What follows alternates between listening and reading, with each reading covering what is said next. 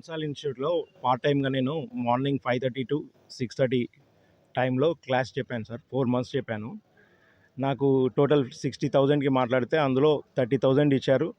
Remaining 20,000 ఇస్తా అని చెప్పారు. మళ్ళీ 20,000 ఇవ్వట్లేదు. గత 3 నెలలుగా ఇదే రకంగా తిప్పించుకుంటున్నారు.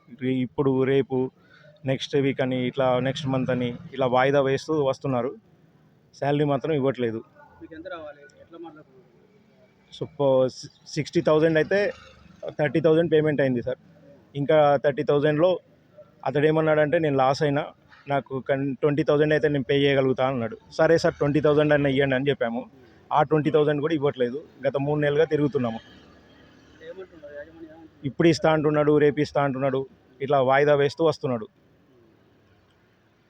గత మార్చ్ ఎండింగ్లో ఎప్పుడైతే ఎగ్జామ్స్ అయిపోయాయో ఆ నెక్స్ట్ మార్నింగే మీ పేమెంట్ జరుగుతుందని అన్నాడు. 3 నెలల నుంచి ఇవ్వట్లేదు.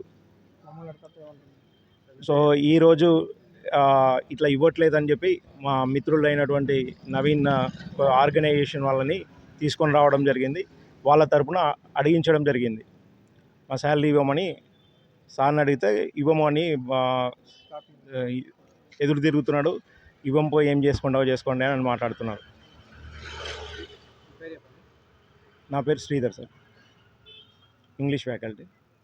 కరీంనగర్ జిల్లా కేంద్రంలోని స్థానిక Bansal IIT JEE NEET EAPCET అనే అకాడమీ పేరుతో ఇంటర్మీడియట్ అడ్మిషన్లు చేయడమే కాకుండా స్థానిక డిఐఈఓ గారు బన్సాల్ ఆకాష్ కాలేజీలో చేరొద్దు, వాటికి పర్మిషన్లు ఇవ్వని వాళ్ళు అధికారికంగా పేపర్ స్టేట్మెంట్ ఇచ్చినా కూడా వీళ్ళు ఇంటర్మీడియట్ అడ్మిషన్లు చేస్తూ, అలాగే ఇంటర్మీడియట్ అడ్మిషన్ చేయడమే కాకుండా కనీసం అందులో జాయిన్ అయిన పిల్లల భవిష్యత్తు అంధకారంలోకి పోయే విధంగా కనీసం క్లాసులు చెప్పిన ఫ్యాకల్టీకి కూడా జీతాలు ఇవ్వకపోవడం అనేది చాలా దురదృష్టకరం.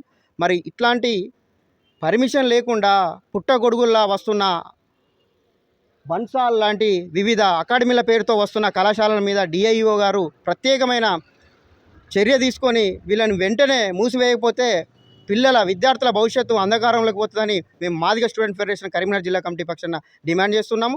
ఇదివరకు కూడా చాలా సందర్భాలలో మా దృష్టికి వచ్చింది, బన్సాల్ కాలేజీలో ఇవాళ వచ్చిన ఫ్యాకల్టీ రేపు రావట్లేదు, రేపు వచ్చిన ఫ్యాకల్టీ ఎల్లుండి రావట్లేదు.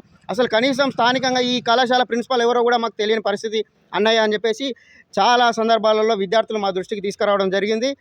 చాలా సందర్భాలలో కూడా మేము కంప్లైంట్ ఇవ్వడం జరిగింది. ఇతర మీడియాస్ ఛానళ్ళకు కూడా మేము ఇందులో చేరొద్దు అది అని చెప్పేసి పిలిపివ్వడం జరిగింది. వివిధ విద్యార్థి సంఘాలు కూడా డిఐఈఓ గారికి, కలెక్టర్ గారికి కూడా రిప్రజెంట్ ఇచ్చిన సందర్భం కూడా ఉన్నది.